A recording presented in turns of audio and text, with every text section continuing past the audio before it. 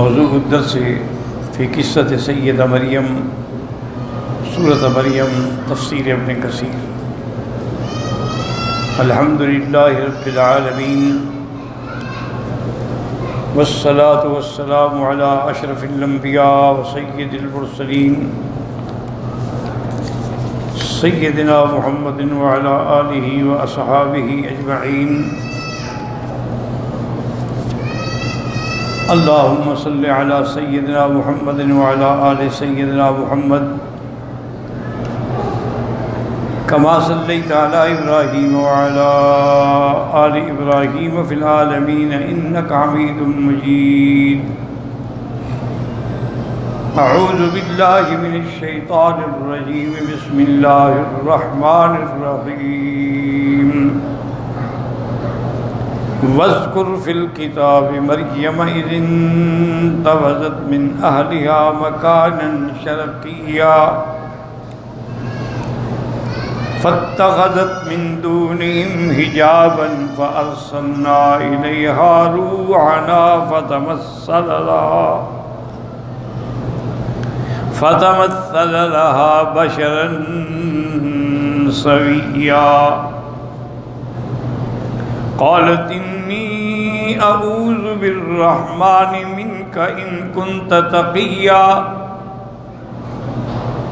قال انما انا رسول ربک لیہب لک غلاما زکیا۔ قالت انا یکون لی غلام ولم یمسسنی بشر ولم اک بغیا۔ قال كذلك قال ربك هو علي هين ولنجعله آية للناس ورحمة منا وكان أمرا مقضيا۔ اب اس سورت مبارکہ میں سورت مریم کے بارے میں، سیدہ مریم کے بارے میں اللہ نے ارشاد فرمایا ہے۔ اس سے پہلے آپ پڑھ چکے ہیں کہ حضرت زکریا علیہ السلام کا ذکر تھا، تو دونوں قصوں میں چونکہ مشابہت تھی کہ زکریا علیہ السلام کو بھی اللہ نے اس وقت اولاد دی جب وہ بوڑھے ہو چکے تھے اور ان کی بیوی بھی اولاد پیدا کرنے کے قابل نہیں تھی، تو اللہ نے اپنی قدرت سے ان کو اولاد بھی دی، اس کو نبی بھی بنایا اور اس کو شان والا بھی بنایا۔ تو بے عین ہی اسی طرح سید مریم کا قصہ ہے کہ اللہ نے ان کو بھی بغیر کسی خاوند کے اولاد دی۔ تو یہ دونوں قصے عجیب بھی تھے اور ایک دوسرے سے مشابہ بھی تھے، اس لیے پہلے حضرت زکریا علیہ السلام کا ذکر ہے، اب بی مریم کا ذکر ہے۔ سورۃ مریم ایک ایسی شان والی سورت ہے کہ جب صحابہ نے ہجرت کی، جس میں حضرت جعفر ابن ابی طالب بھی تھے، یہ حضرت علی کے بھائی ہیں، اور یہ حبشہ میں گئے۔ نجاشی وہاں کا بادشاہ تھا جو بڑا عادل منصف مزاج تھا، لیکن عیسائی مذہب پہ تھا۔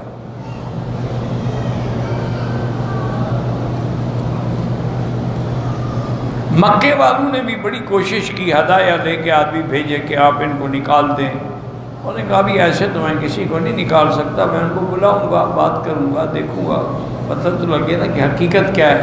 تم کہتے ہو کہ ہمارے غلام ہیں اور بھاگ گئے ہیں۔ تو بادشاہ نے ان کو طلب کیا اور اپنی دربار میں اس نے جو اس کے راہب تھے، جو اس کے علماء تھے، احبار تھے، ان کو بھی جمع کیا۔ متکلم حضرت جعفر ابن ابی طالب، انہوں نے کہا اچھا آپ یہ بتائیں کہ آپ کے پیغمبر حضرت عیسیٰ علیہ السلام کے بارے میں کیا کہتے ہیں، کیونکہ وہ عیسائی تھا،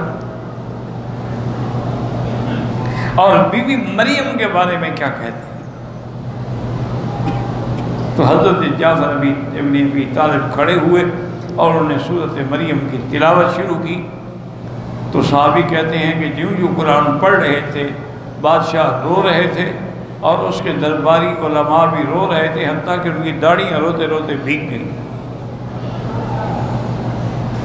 جب انہوں نے تلاوت ختم کی تو انہوں نے کہا واللہ مجھے اللہ کی قسم ہے آپ کے پیغمبر نے جو بتلایا ہے وہ حق ہے، اور کاش میں اگر وہیں ہوتا تو میں حضور پاک کے قدم دھو کے بھی پیتا۔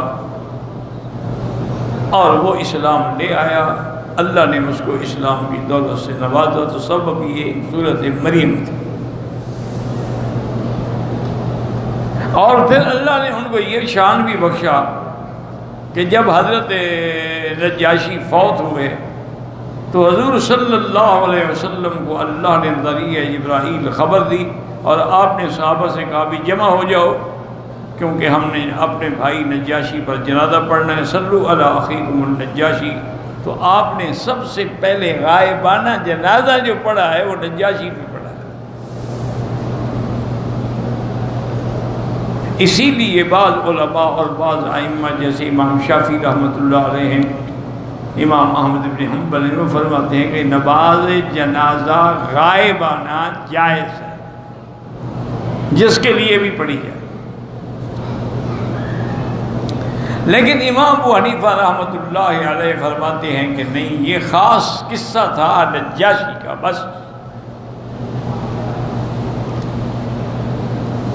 اور پھر یہ صرف قصہ نہیں تھا بلکہ صحابہ کہتے ہیں ہم ایسے محسوس کر رہے تھے کہ گویا نجاشی کی میت ہمارے سامنے رکھی ہوئی ہے۔ تو یہ حضور کا معجزہ تھا۔ اور دوسری دلیل امام صاحب یہ دیتے ہیں کہ آپ یہ بتائیں کہ اس کے بعد حضور کے کتنے بڑے بڑے صحابہ شہید ہوئے ہیں جنگوں میں، آپ نے کسی کا جنازہ غائبانہ پڑھا؟ کسی ایک صحابی کا جنازہ پڑھا؟ اسی طرح ایک عورت تھی بوڑھی، وہ حضور کی مسجد میں صفائی کرتی تھی، جھاڑو دیتی تھی، صفائی کرتی تھی، کپڑا مارتی تھی۔ حضور بڑے خوش ہوتے تھے اس کی صفائی سے۔ بیمار ہو گئی، حضور نے پوچھا کیا بات ہے؟ انہوں نے کہا جی وہ بیمار ہے۔ فرمایا اچھا اگر اس پہ موت آ جائے تو مجھے بتلانا، میں اس پر جنازہ پڑھوں گا، وہ مسجد کی خادمہ ہے۔ اللہ کی شان ہے، وہ بی رات کو فوت۔ صحابہ نے مشورہ کیا، انہوں نے کہا ایک بوڑھی عورت کے لیے حضور کو رات کو جگائیں تو یہ کوئی مناسب بات نہیں ہے۔ تو صحابہ نے جنازہ پڑھا اور جا کے جنت البقیع میں دفن کر دیا۔ صبح کو حضور نے فرمایا کہ وہ کیا ہوا بھائی اور بی بی کا؟ انہوں نے کہا یا رسول اللہ فوت ہو گئی رات۔ حل آذنتمونی، کیوں نہیں خبر کی؟ انہوں نے کہا حضرت ہم نے ادب سے احترام سے کہ آپ کی نیند میں خلل نہ آئے، فرمایا دلونی علی قبرہ، مجھے چلو بتاؤ اس کی قبر کہاں۔ تو حضور صلی اللہ علیہ وسلم اس کی قبر پہ آئے اور پھر قبر پہ کھڑے ہو کر آپ نے جنازہ پڑھا۔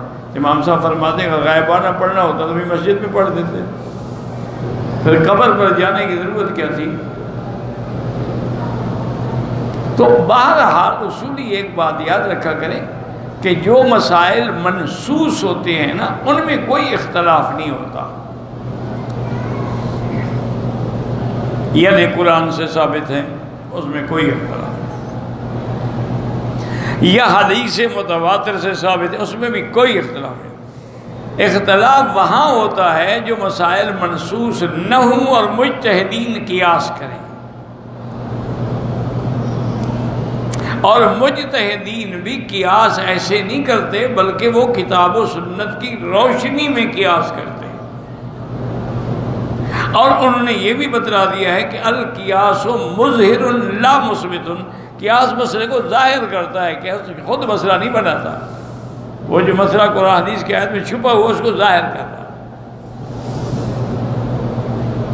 تو اس لیے وہاں ائمہ مجتہدین کا اختلاف ہوتا ہے رحمت اللہ علیہم اجمعین، اور جو ان میں ثواب پہ ہوگا اس کو دوہرا اجر ملے گا، جس سے خطا ہوگی اجتہادی اس کو بھی اجر ملے گا، اجر سے خالی کوئی نہیں ہوگا۔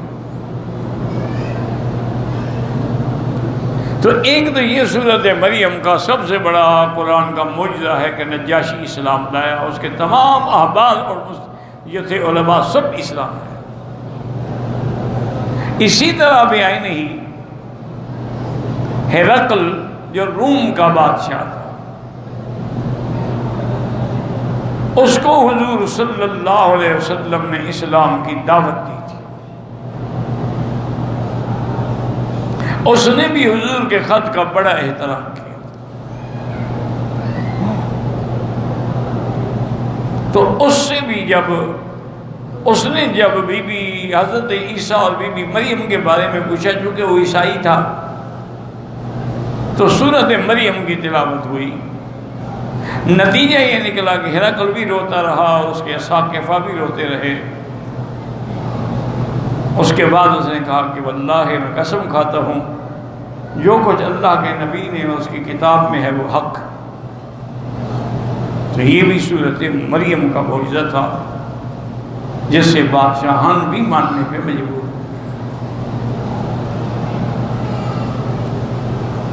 اسی طرح بے عین ہی ایک مسئلہ سمجھیں، جیسے آج کل بہت سارے لوگ ہوتے ہیں نا جی کہ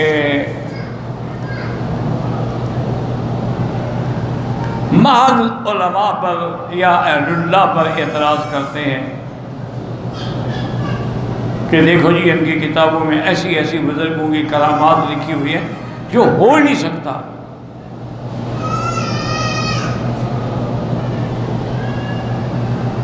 کہ وہ کرامت صحابی سے ظاہر نہیں ہوئی، تابعی سے نہیں ہوئی، ان بزرگوں سے کیسے ہو گئی؟ تو اس طرح لوگوں کے دلوں میں شبہات پیدا کرتے ہیں، جس کا نتیجہ یہ ہوتا ہے کہ لوگ اللہ والوں سے بدظن ہو جاتے ہیں، اور بدظنی کا نتیجہ یہ نکلتا ہے وہ خود دین سے محروم ہو جاتے ہیں۔ بزرگوں کا تو کچھ بھی نہیں بگڑتا۔ مجھے بھی ایک دفعہ ایک آدمی نے کہا کہ جی آپ کی فلاں فلاں کتابیں جو ہیں، میں نے کہا میری تو خیر نہیں ہے۔ انہوں نے کہا جی بہرحال آپ ان کو بزرگ تو مانتے ہیں نا، فضائل اعمال ہے، فضائل درود ہے، فضائل حج ہے، فضائل نماز ہے، اس میں ایسی ایسی باتیں لکھی ہوئی ہیں، ہو ہی نہیں سکتی۔ میں نے کہا آپ سے نہیں ہو سکتی ہیں، خدا سے بھی نہیں ہو سکتی۔ اب اس کو تھوڑا سوچیں، کہا کیا مطلب؟ میں نے کہا تم سے نہیں ہو سکتی ہے، خدا سے بھی نہیں ہو سکتی۔ کہتے ہیں جی مخلوق سے نہیں ہو سکتی۔ میں نے کہا تو انہوں نے تو بزرگوں کی کرامتیں لکھی ہیں، اس کرامت تو ہوتی تو اللہ کی طرف سے، تو اللہ کے آگے کیا مشکل ہے؟ تم بزرگوں کو گالی نا تو پھر قرآن کا انکار کرو۔ بی بی مریم کو بچہ پیدا ہو گیا تو یہ بی بی مریم کی کرامت ہے، لیکن بچہ دیا کس نے؟ اللہ نے۔ بی بی مریم نے خود تو نہیں پیدا کر دیا۔ اگر تم عیسائی ذہنیت سے سوچو گے تو تمہیں شرک نظر آئے گا، اور اگر تم دین کی نظر سے دیکھو گے تو توحید نظر آئے گی کہ بزرگوں کی کرامات جو ہیں وہ اللہ کی طرف سے ہوتی ہیں۔ اللہ چاہے تو ظاہر ہوں، اللہ چاہے تو ظاہر نہ ہوں۔ تو اس میں کون سا شرک آ گیا؟ اسی طرح بے عین ہی جب وفد عبد المسیح جو ہے، وفد نجران سے عیسائیوں کا ایک وفد آیا حضور صلی اللہ علیہ وسلم کی خدمت میں، 60 آدمیوں کا وفد تھا، اور ان کا سردار جو تھا وہ عبد المسیح تھا۔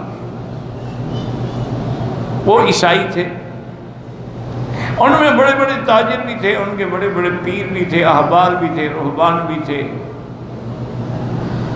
حضور صلی اللہ علیہ وسلم کی خدمت میں انہوں نے کہا کہ یا رسول اللہ ہم آپ سے کوئی باتیں کرنا چاہتے ہیں، میں تو خود یہی چاہتا ہوں کہ مجھ سے بات کی جائے۔ حضرت ہم سفر کر کے آئے ہیں نجران سے، تو آج تو ہم آرام کریں گے، کل بات کریں گے۔ اب حضور کے پاس کوئی گیسٹ ہاؤس تو تھا نہیں، نہ کوئی پریزیڈنٹ ہاؤس تھا، نہ کوئی پرائم منسٹر سیکریٹریٹ تھا۔ حضور نے کہا مسجد میں ٹھہرا ہو، ان کو کہاں ٹھہرا؟ ایک تو جگہ نہیں تھی، دوسرا حکمت بھی تھی کہ جب یہ مسجد میں رہیں گے، اللہ کے پیغمبر نماز پڑھائیں گے، قرآن پڑھیں گے، صحابہ نمازیں پڑھیں گے، تو ان کے دل پہ لازماً اثر۔ پڑھے لکھے لوگ ہیں، عیسائی ہیں تو کیا ہوا؟ کیونکہ پڑھا لکھا آدمی جو ہے نا اس کو مسئلہ سمجھاؤ تو جلدی سمجھ جاتا ہے۔ جاہل کا کیا علاج؟ وہ کہتا ہے میرے باپ نے یہی کیا تھا جی، ہم بھی کر رہے ہیں۔ یہ تو آج 1400 سال کے بعد مولوی پیدا ہو گئے جو کہتے ہیں بدعت ہے، ورنہ ہمارا باپ دادا کرتا تھا، میلاد ہی مناتا تھا اور شریف بھی کرتا تھا، قبروں میں چادریں بھی چڑھاتے تھے، پھول بھی ڈالتے تھے، ہم تو وہی کرتے ہیں ہمارا باپ دادا کرتا تھا، یعنی ان کا دین باپ دادے کی تقلید ہے۔ بہرحال جب دوسرے دن آئے تو انہوں نے کہا حضور سب سے پہلی بات تو یہ ہے کہ آپ حضرت عیسیٰ علیہ السلام کے بارے میں کیا فرماتے ہیں؟ آپ نے فرمایا عیسیٰ رسول اللہ، اللہ کا رسول ہے، کلمۃ اللہ، اللہ کا کلمہ ہے، اللہ نے اس کو کلمہ کن سے پیدا فرمایا ہے، روح منہ۔ انہوں نے کہا حضرت الحمدللہ پہلی بات سے تو آپ کا ہمارا اتفاق ہے، اب یہ بتائیں کہ بی بی مریم کے بارے میں آپ کا کیا خیال ہے؟ ہم فرمائے کیا کہتے ہو؟ مریم تو صدیقہ ہے، قد صدقت بکلمات ربها وکتبہ وکانت من القانتین۔ انہوں نے کہا کہ حضرت الحمدللہ یعنی آپ سیدنا عیسیٰ کو بھی مانتے ہیں، بی بی مریم کو بھی مانتے ہیں، اب صرف ایک مسئلہ ہے اس کا حل فرمائیں۔ اور میں وہ کیا مسئلہ ہے؟ انہوں نے کہا جی مسئلہ یہ ہے کہ عیسیٰ علیہ السلام آپ بھی مانتے ہیں کہ بغیر باپ کے پیدا ہوئے، تو بغیر باپ کے حضرت عیسیٰ علیہ السلام کے علاوہ بھی کوئی پیدا ہوا ہے تو ہمیں دکھا دیں، ورنہ ہماری بات ماننے کہ وہ اللہ کا بیٹا ہے، یا پھر ہمیں کوئی اور بندہ دکھائیں جو بغیر باپ کے پیدا ہوا ہو۔ اللہ نے فوراً جبریل علیہ السلام کو نازل کیا اور وہ آیات قرآنی لے کے اترے، حضور نے تلاوت کی، ان مثل عیسیٰ عند اللہ، ان مثل عیسیٰ عند اللہ کمثل آدم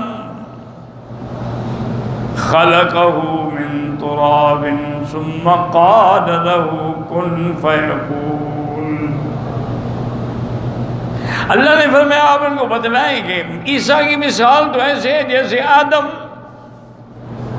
عیسیٰ کا تو باپ نہیں ہے، آدم کا تو باپ بھی نہیں ہے، ماں بھی نہیں ہے، اللہ نے اس کو مٹی سے پیدا فرمایا ہے، تو جس کا باپ نہ ہو اگر وہ خدا کا بیٹا ہے تو جس کی باپ بھی نہ ہو ماں بھی نہ ہو وہ کیا ہوگا؟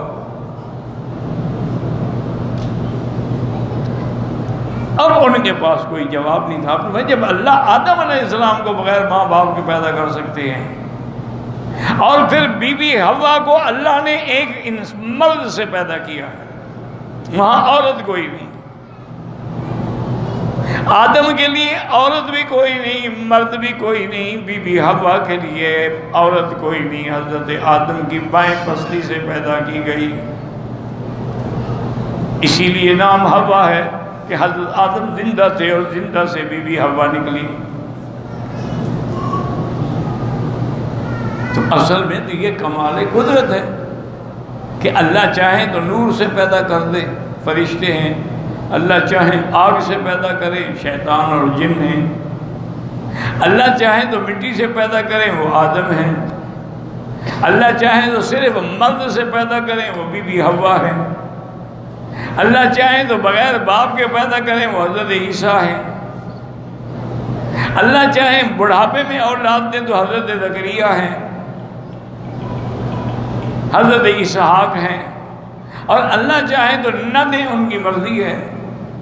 اس لیے اللہ تعالیٰ کی شان ہے، اس کی عظمت ہے، وہ جو چاہتے ہیں وہ کرتے ہیں، تو اس لیے ان باتوں میں آ کر اپنے عقیدوں کو خراب کرنا، کسی نے حضرت عیسیٰ کو خدا کا بیٹا بنا دیا، کسی نے خود خدا بنا دیا، کسی نے خود خدا بنا دیا، اور کسی نے کہا نہیں خدا تو نہیں ہے پر تین میں ایک ہے، یا تین میں کوئی ایک خدا ہے، ان کو پتہ ہی نہیں کہ تین میں کون خدا ہے۔ بے عین ہی یاد رکھیں کہ ہمارے صدی میں بھی ایسے ایسے جاہل پیدا ہوئے کہ بعض نے حضور کو صرف نور بنا دیا، بعض نے اللہ کے نور کا ٹکڑا بنا دیا، کہ نور من نور اللہ، اللہ کے نور کا حصہ ہے۔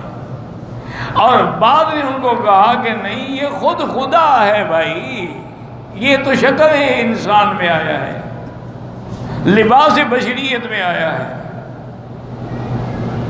ورنہ تو آپ خود خدا ہے۔ تو وہ بھی اسی طرح گمراہ ہوئے جس طرح عیسائی گمراہ ہوئے، لیکن الحمدللہ اہل سنت والجماعت جو حق پر تھے وہ ہمیشہ حق پہ رہے۔ انہوں نے کہا اللہ کا نبی بشر ہے، سید البشر ہے، خیر البشر ہے، اور نور سے مراد نور مجازی نور نبوت ہے۔ اللہ کے ٹکڑے نہیں ہوتے، اللہ تعالیٰ کو تقسیم نہیں کیا جاتا۔ اور اللہ کا پیغمبر زمین پہ رہے، عبداللہ کے بیٹے ہیں، آمنہ کے لال ہیں، سیدہ خدیجہ کے شوہر ہیں، آپ کی اولاد ہے، آپ کی بیٹیاں ہیں، وہ خدا کیسے ہو گئے؟ خدا تو لم یلد ولم یولد ہے۔ تو اس لیے ہمیشہ یاد رکھیں، تو اللہ نے اس قصے میں سیدہ مریم علیہ السلام کے بارے میں ذکر فرمایا ہے۔ وَاذْكُرْ فِي الْكِتَابِ مَرْيَمَ اِذِ انتَبَذَتْ مِنْ أَهْلِهَا مَكَانًا شَرْقِيًّا۔ اللہ نے فرمایا میرے بندے یاد کریں قصہ مریم کہ جب بی بی علیحدہ ہو کے شرقی جانب کے مکان میں چلی گئی، فَاتَّخَذَتْ مِن دُونِهِمْ حِجَابًا، اور انہوں نے پردہ ڈال دیا کہ کوئی ان کو دیکھ نہ سکے۔ فَأَرْسَلْنَا إِلَيْهَا رُوحَنَا، ہم نے اس کے پاس اپنا فرشتہ حضرت جبریل کو بھیجا، چونکہ روح حضرت جبریل کا لقب ہے، وہی روح الامین۔ فَتَمَثَّلَ لَهَا بَشَرًا سَوِيًّا، وہ ایک خالص انسان کی شکل میں بی بی مریم کے سامنے آ گئے۔ اب جبریل ہیں، انسانی شکل میں ہے، تب بھی تو خوبصورت ہے۔ تو بی بی حیران ہو گئی کہ میں کنواری لڑکی ہوں اور یہ اللہ کا بندہ ایک نوجوان میرے پاس چلا رہا ہے۔ قالت انی اعوذ بالرحمن منک ان کنت تقیا، تو بی بی صاحبہ نے کہا کہ میں رحمان کے نام کے ساتھ پناہ پکڑتی ہوں، اگر تم اللہ سے ڈرنے والے ہو تو میرے قریب نہ آؤ۔ حضرت جبریل نے عرض کیا انما انا رسول ربک، میں تو تیرے رب کا بھیجا ہوا فرشتہ ہوں، قاصد ہوں، لِأَحَبَّ لَكَ غُلَامًا زَكِيًّا، تاکہ تمہیں ایک لڑکے کی خبر دوں یا تمہیں ایک پاکیزہ لڑکا دوں۔ اسی سے بعض اہل بدعت کہتے ہیں کہ اگر جبریل لڑکا دے سکتا ہے تو پیر کیوں نہیں دے سکتا؟ وہ بھی تو لوگوں کو گمراہ کرنے کے لیے انتظار میں ہوتے ہیں، کوئی موقع ملے تو ڈنک مارے، حالانکہ یہ نہیں دیکھتے کہ وہ تو کہہ رہے میں خدا کا بھیجا ہوا ہوں، میں نہیں دینے آیا۔ اور آگے پھر کتنی بڑی وضاحت ہے، قالت انا یکون لی غلام ولم یمسسنی بشر ولم اک بغیا، اللہ کے بندے مجھے کیسے لڑکا پیدا ہوگا؟ مجھے کسی انسان نے ہاتھ بھی نہیں لگایا آج تک، اور نہ میں پہلے سرکش تھی، گناہ گار تھی، میں تو خاندان ہی میرا پاک ہے۔ قال کذالک قال ربک هو علی ہین، جبریل نے کہا تیرے رب کا یہ فرمان ہے، میں تھوڑا کر رہا ہوں، میں تو صرف قاصد ہوں، دینے والا تو اللہ ہے۔ اور اللہ فرماتے ہیں ہمارے لیے کچھ مشکل نہیں، اور اللہ ایسا کیوں کرنا چاہتے ہیں؟ تعلیل علت کیا ہے؟ وَلِنَجْعَلَهُ آیَةً لِلنَّاسِ وَرَحْمَةً مِنَّا، تاکہ ہم لوگوں کے لیے اس کو نشانی بنائیں کہ اللہ کی قدرت کو دیکھیں اور اللہ کی رحمت۔ وَكَانَ أَمْرًا مَقْضِيًّا، اور اس کام کا حکم تو فیصلہ تو پہلے ہو چکا ہے۔ اب مفسر ابو قال المؤلف المفسر رحمہ اللہ تعالی ادام النفع بعلومه وعلومكم في الدارين آمین۔ ایران قال ما ذکر تعالی کہ زکریا علیہ السلام جب اللہ نے حضرت زکریا علیہ السلام کا قصہ بیان فرمایا وَأَنَّهُ أَوْجَدَ مِنْهُ فِي حَالِ كِبْرِهِ وَأَكْمَ زَوْجَتِهِ وَلَدًا زَكِيًّا طَاهِرًا مُبَارَكًا کہ اللہ نے ان کو بڑھاپے میں اور ان کی بیوی بھی سانڈ تھی بچہ عطا فرمایا، پاک بچہ عطا فرمایا، صالح بچہ عطا فرمایا، مبارک برکت والا بچہ عطا فرمایا۔ آتا ہوا ذکر قصۃ مریم فی ایجادہ ولدہ عیسیٰ علیہ السلام من غیر اب، اس کے بعد اللہ نے بی بی مریم کا قصہ بیان کیا کہ جن کو اللہ نے ایسا بیٹا دیا عیسیٰ علیہ السلام جس کا باپ ہی کوئی نہیں۔ فإن بین القصتین مناسبۃ مشابہۃ، جو کہ دونوں کے اندر مناسبت ہے۔ ولہذا کما فی آل عمران وہا ہونا، اسی لیے صورت آل عمران میں بھی ذکر ہے اور یہاں بھی ذکر ہے۔ وفی صورت الانبیاء یقرن بین القصتین تقارب ما بینہما فی المعنی، صورت انبیاء میں دونوں قصوں کو اللہ نے ملا کے بیان فرمایا ہے۔ لیدل عباد ولا قدرتی عظمت سلطانی، تاکہ اللہ کے بندوں کو پتہ لگے کہ اللہ کی قدرت کا کمال کیا ہے۔ وَأَنَّهُ عَلَىٰ مَا يَشَاءُ قَادِرٌ، جو چاہیں اس پہ قادر ہیں۔ فقال وَاذْكُرْ فِي الْكِتَابِ مریم، تو مریم سے مراد کون ہے؟ وہی مریم بنت عمران من سلالۃ داؤد علیہ السلام، اس سے مراد بی بی مریم ہیں، حضرت عمران کی بیٹی ہیں، اور من سلالۃ داؤد، حضرت داؤد کی نسل سے ہیں۔ وَقَانَتْ مِن بَيْتٍ طَاہِرٍ طَیِّبٍ فِی بنی اسرائیل، بنی اسرائیل کے بڑے پاکیزہ خاندان سے تعلق رکھنے والی ہیں۔ وقد ذکر اللہ تعالیٰ قصۃ ذات امہا لہا فی سورۃ آل عمران، اللہ تبارک و تعالیٰ نے اس کی والدہ کی دعائیں اور سارا قصہ سورۃ آل عمران میں ذکر فرمایا ہے۔ وَأَنَّهَا نَذَرَتْهَا مُحَرَّرَةً، کہ بی بی نے منت بانی تھی کہ جو اللہ اولاد دے گا میں اللہ کے لیے آزاد کروں گی۔ اے تخدم بیت المقدس، آزاد کرنے کا معنی کیا ہے کہ وہ مسجد بیت المقدس کی خدمت کے لیے رکھوں گی۔ وَقَانَ يَتَقَرَّبُونَ بِذَلِكَ، وہ اس کی خدمت سے اللہ کا تقرب حاصل کرتے تھے۔ فَتَقَبَّلَهَا رَبُّهَا بِقَبُولٍ حَسَنٍ وَأَنبَتَهَا نَبَاتًا حَسَنًا، اللہ نے قبول فرما لیا اور ان کو ماشاءاللہ ایسی جلدی جوان کیا۔ وَنَشَأَتْ فِي بَنِي نَشْأَةً عَظِیمَةً وَكَانَتْ إِحْدَى الْعَابِدَاتِ النَّاسِكَاتِ الْمَشْهُورَاتِ بِالْعِبَادَةِ، وہ عابدات میں سی تھی، عبادت کرنے والی، اللہ کے دروازے پہ بیٹھنے والی، عبادت میں مشہور تھی۔ وَالتَّبَتُّلُ وَالدَّوْ، ہر کسی سے الگ بیٹھ کے عبادت میں ہوتی تھی۔ وَكَانَتْ فِي كِفَالَةِ زَوْجِ أُخْتِهَا زَكَرِيَّا، نبی بنی اسرائیل ذاک، اور وہ حضرت زکریا جو اس کے بہن کے خامن تھے اس کی کفالت میں تھی۔ وَعَظِيمُهُمْ الَّذِي يَرْجُونَ فِي دِينِهِمْ زکریا، چونکہ نبی تھے، بڑے تھے، سب دین کے مسئلے میں ان کے پاس آتے تھے۔ وَرَأَىٰ لَهَا زَكَرِيَّا مِنَ الْكَرَامَاتِ الْهَائِلَةِ مَا أَبْهَرَهُ، اور زکریا علیہ السلام نے اس کی کرامات دیکھی جس نے حیران کر دیا۔ كُلَّمَا دَخَلَ عَلَيْهَا زَكَرِيَّا الْمِحْرَابَ وَجَدَ عِندَهَا رِزْقًا قَالَ يَا مَرْيَمُ أَنَّىٰ لَكِ هَٰذَا قَالَتْ هُوَ مِنْ عِندِ اللَّهِ إِنَّ اللَّهَ يَرْزُقُ مَن يَشَاءُ بِغَيْرِ حِسَابٍ۔ فَذَكَرَ أَنَّهُ كَانَ يَجِدُ عِندَهَا ثَمَرَ الشِّتَاءِ فِي الصَّيْفِ وَثَمَرَ الصَّيْفِ فِي الشِّتَاءِ، حضرت زکریا جب آتے تو دیکھتے کہ جو ٹھنڈی موسم کے پھل ہیں وہ گرمی میں ہیں اور گرمی والے ٹھنڈی میں ہیں، یہ عجیب بات ہے۔ کما تقدم بیان فی سورۃ آل عمران، جیسے سورۃ آل عمران کے اندر تفصیل سے بیان ہو چکا ہے۔ فلما اراد اللہ تعالی وله الحکمۃ والحجۃ البالغہ، جب اللہ نے چاہا ان یوجد من عبد ورسول عیسیٰ علیہ السلام احد الرسل اولو العزم الخمسۃ العظام، کہ ایک اپنا پیغمبر حضرت عیسیٰ علیہ السلام پیدا فرمائیں، اور جو ان 5 پیغمبروں میں ہیں جو اولو العزم من الرسل ہیں۔ اب بی بی نے کیا کیا؟ انتبذت من اہلیہا مکان شرکیہ، اعتزلتہم وتنہت عنہم، بی بی ان سے دور ہو گئی، ہٹ گئی۔